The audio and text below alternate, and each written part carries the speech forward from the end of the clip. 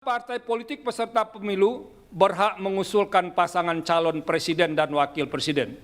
2. Pengusulan pasangan calon presiden dan wakil presiden oleh partai politik atau gabungan partai politik peserta pemilu tidak didasarkan pada persentase jumlah kursi di DPR atau perolehan suara sah secara nasional. Putusan besar dilakukan Mahkamah Konstitusi (MK) di awal tahun 2025. MK memutuskan menghapus syarat ambang batas pencalonan presiden atau presidential threshold 20%. Ini artinya semua parpol bisa usung calon presiden dan wakil presiden. Permohonan pengajuan aturan ambang batas pencalonan presiden yang diajukan beberapa pihak dalam perkara nomor 62 dikabulkan MK. Menurut pertimbangan MK, persyaratan ambang batas pencalonan presiden 20% kursi DPR atau memperoleh 20% suara sah nasional di pemilu sebelumnya yang tercantum dalam pasal 222 Undang-Undang Nomor 7 Tahun 2017 bertentangan dengan pasal 6A ayat 2 Undang-Undang Dasar 1945. Mengadili. 1. Mengabulkan permohonan para pemohon untuk seluruhnya. 2. Menyatakan norma pasal 222 Undang-Undang Nomor 7 Tahun 2017 tentang Pemilihan Umum Lembaga Negara Republik Indonesia tahun 2017 nomor 182 tambahan Lembaga Negara Republik Indonesia nomor 6109 bertentangan dengan Undang-Undang Dasar Negara Republik Indonesia tahun 1945 dan tidak mempunyai kekuatan hukum mengikat.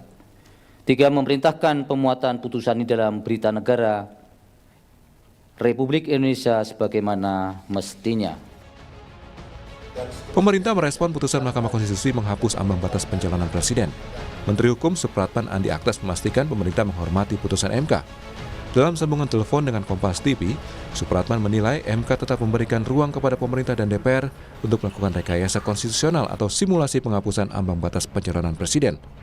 Upaya ini dilakukan untuk menghindari calon presiden dan wakil presiden terlalu banyak. Terkait dengan dimungkinkannya pembentuk undang-undang itu melakukan rekayasa konstitusional dengan memperhatikan 5 hal.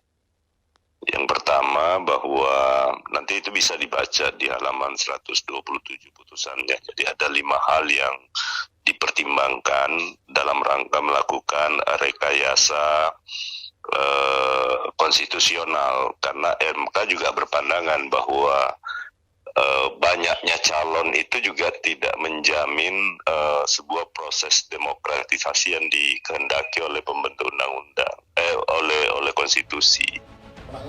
Putusan MK yang menghapus ambang batas pencalonan presiden juga mendapat tanggapan dari warga yang menilai putusan itu langkah besar untuk kemajuan demokrasi Indonesia.